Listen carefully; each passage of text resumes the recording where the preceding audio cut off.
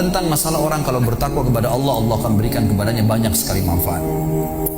Kisah ini teman-teman sekalian, kalau sudah ada yang pernah dengar, anggap insya Allah review ilmu. Kalau ada yang belum dengar, anggap insya Allah tambahan iman, gitu ya. Kisah ini saya berikan nama dengan kisah sebuah terong. Ada seorang anak muda di Damaskus, di ibu kota Syria, di zaman tabi'in dulu, pernah datang ke sebuah masjid namanya Masjid At-Taubah. Masjid At-Taubah ini zaman tabi'in ada. Ada seorang tabi'in masyhur di situ tinggal, jadi imam juga jadi alim, mengajar tiap hari. Anak muda ini datang lalu berkata, wahai imam kalau kita kiai, wahai imam, saya datang dari luar Damaskus, ya, miskin, tidak punya apa-apa, tapi saya mau belajar agama. Boleh nggak saya numpang tinggal di masjid bersama anda? Saya bantu-bantu lalu saya hidup bersama anda, maksudnya makan minum bersama anda. Kata ya syekh itu, silahkan, nggak masalah. Tapi harus sabar, ya ikutin kehidupan saya. Apa yang saya makan kau makan, apa yang saya minum kau minum. Kata anak muda ini, baiklah. Anak muda ini cerita, dia bilang setelah 3 bulan saya tinggal dengan syekh saya. Ternyata syekh saya ini orangnya sangat zuhud, luar biasa. Ada makanan makan, tidak ada makanan puasa. Dan hari ini sudah 3 hari kami puasa. Buka puasa sahur dengan sebutir kurma segelas air, buka puasa juga begitu. Tapi ini sudah hari ketiga, syekh saya masih kuat, saya sudah tidak kuat lagi, dia bilang. Saking tidak kuatnya saya bungkukkan punggung saya, menekan perut saya supaya lapar saya hilang. Dalam keadaan begitu, syaitan datang menggacaukan pikiran saya sambil berkata, wahai anak muda, di benak saya terlintas, sekarang sudah halal buat kau mencuri makanan. Kalau kau tidak curi makanan, kau mau makan dari mana? Akan mati kelaparan. Minta sama gurumu nggak punya. Minta-minta sama orang, gurumu larang, minta-minta sama orang. Sekarang kau curi makanan sepotong roti, yang penting tidak mati kelaparan. Dia bilang dalam kondisi saya berkecamuk pikiran syaitan begitu, saya berpikir mencuri makanan di rumah di sebelah masjid. Zaman dulu teman-teman sekalian, dinding masjid tidak seperti kita sekarang ada tembok. Jadi zaman dulu tuh bisa dari tanah liat, atau kalau mau kuat, batang kurma ditebang atasnya, ditebang akarnya, ditancapin, lalu didempet-dempetin. Jadi dinding yang kuat. Dan rumah orang sama masjid berdempetan dindingnya. Dia naiklah dinding masjid, dari belakang masjid dia naik mau mencuri makanan.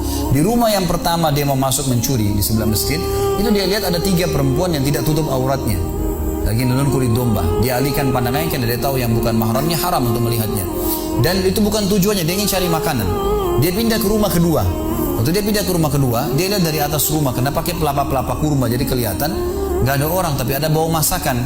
Kena laparnya dia turun ke dalam, dia masuk ke dapur, ditemukan ada panci yang lagi dipakai masak dengan kayu bakar. Di dalamnya ada, waktu dia buka, air yang sedang direbus 2 buah terong yang sudah matang. Karena lapar sekali, diambil sampai dia terong 1 lalu digigit. Sementara dia kunyah teman-teman sekalian, dia bilang, dia ceritakan nantinya, waktu saya sebentar kunyah dan sangat lapar, saya sudah buru-buru ingin menelannya, tapi tiba-tiba muncul ketakwaan saya pada Allah, muncul ketakutan saya pada Allah, kepatuhan saya sama Allah. Lalu saya berkata dengan diri saya, subhanallah, syaitan berhasil membuat saya melakukan 3 dosa sekaligus. Yang pertama, masuk rumah orang tanpa izin, dosa. Yang kedua, mencuri, mengambil terong itu. Dan yang ketiga, saya sedang memakan makanan yang haram. 3 dosa sekaligus. Maka dia bilang, tidak mungkin Allah membuat saya mati kelaparan karena meninggalkan yang haram. Karena Nabi Muhammad SAW sudah bersabda, man taraka sya'ni la abdalahu khairan min. Siapa yang meninggalkan sesuatu karena Allah, Allah akan gantikan yang lebih baik darinya. Lalu saya lempar gumpalan makanan terong itu ke lantai dapur tersebut, lalu saya kembali ke masjid.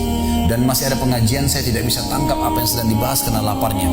Waktu bubar pengajian, dia bilang, guru saya duduk di kursinya, saya pun duduk di tiang salat yang masjid. Ada satu orang tua di belakang masjid. Lalu masuklah seorang wanita dari pintu masjid bercadar, berbicara dengan guru saya sambil guru saya menundukkan pandangannya. Setelah itu guru saya mengangkat kepalanya lalu melihat ke arah saya dan memanggil, kesinilah muridku. Datanglah saya, kata anak muda ini. Lalu ditanya oleh guru saya, apa kau sudah menikah? Dijawab oleh muridnya, belum. Lalu ditanya 2 kali, apa kau ingin menikah? Dia tidak jawab. Apa kau ingin menikah? Tidak jawab. Sampai 3 kali, apa kau ingin menikah? Dia tidak jawab. Lalu kata anak muda ini, wahai imam, wahai syekh, ya guru saya setelah Allah subhanahu wa ta'ala, hidup saya bergantung pada anda. Apa yang anda makan, saya makan. Apa yang anda minum, saya minum. Sekarang sudah 3 hari kita punya makanan dan minuman, puasa, dan saya sangat lapar. Kalau saya nikah, saya mau beri makan dari mana istri saya? Lalu kata syekhnya, ini perempuan di sebelah saya yang bercadar, baru selesai masa iddah meninggal suaminya, 4 bulan 10 hari. Dan dia ditinggalkan harta yang cukup, dia masih muda, dia takut fitnah. Dia ingin saya carikan jodoh, saya anggap kamu cocok, kamu mau? Dia bilang iya. Tanya perempuan, kamu mau? Dia bilang iya. Syekhnya keluarin kendi dari kamar, dikasihkan jadi mahar, panggil walinya perempuan, panggil 2 saksi, kalimat akad, selesai. Hitungan menit. Lalu kata syekhnya, pulanglah ke rumah istrimu. Saatnya sekarang kamu pulang, udah. Nanti kalau mau sholat, mau ibadah, silakan datang ke masjid. Sudah nggak perlu lagi numpang di masjid. Pulanglah dia sama istrinya. Dia ceritain. Dia maksud saya jalan sama istri saya masih malu-malu, baru nikah. Dan ini kan memang hitungan menit nih, ya. Dia baru tadi kelaparan, tiba-tiba sekarang sudah nikah gitu. Dia bilang saya jalan, keluar dari masjid, lewat di rumah pertama yang dia tadi manjat mau mencuri, dia lewatin sama istrinya. Begitu masuk, tiba di depan pintu rumah kedua yang dia manjat, gitu kan, istrinya berhenti, buka pintu rumah lalu berkata, masuklah suamiku, ini rumah kita. Rumah yang tadi dia mencuri nih. Maka dia pun bilang, saya masuk ke ruang tamu, saya melihat di atas, ini benar rumah tadi yang saya masuk mencuri. Istrinya bilang, wahai suamiku, tadi saya dengar Anda sudah 3 hari nggak makan. Mau makan? Dia bilang, iya. Istrinya masuk ke dapur, ditemukan apa? Panci terbuka, terong yang sudah digigit. Ini kisah nyata nih. Gitu. Tiba-tiba perempuan ini bilang, siapa yang makan terong saya? Spontan, teriak gitu kan. Pada saat dia teriak, maka si laki-laki ini mengucapkan kalimat begini. Ini dari saksi bahasan kita. Dia mengatakan, kesinilah istriku. Demi Allah begini ceritanya. Kronologisnya, saya manjat, saya turun, saya lapar, saya makan. Dan demi Allah sebelum saya telan, karena saya takut sama Allah, saya lempar ke dapur, ke lantai dapurmu dan belum kering tuh. Gitu kan. Maka perempuan ini mengucapkan kalimat, saya berharap semua muslimah di belakang sana juga punya iman seperti ini. Kata para ulama, ucapan wanita ini perlu diukir dengan ukiran emas, karena menandakan iman yang luar biasa. Kata dia, wahai suamiku, engkau meninggalkan segumpal makanan haram. Allah jadikan makanan itu, pancinya, rumahnya, pemilik rumahnya jadi milikmu sekarang. Allah bukan hanya hilangkan laparnya, makanannya dikasih, pancinya, rumahnya, pemilik rumahnya sekarang jadi milik dia.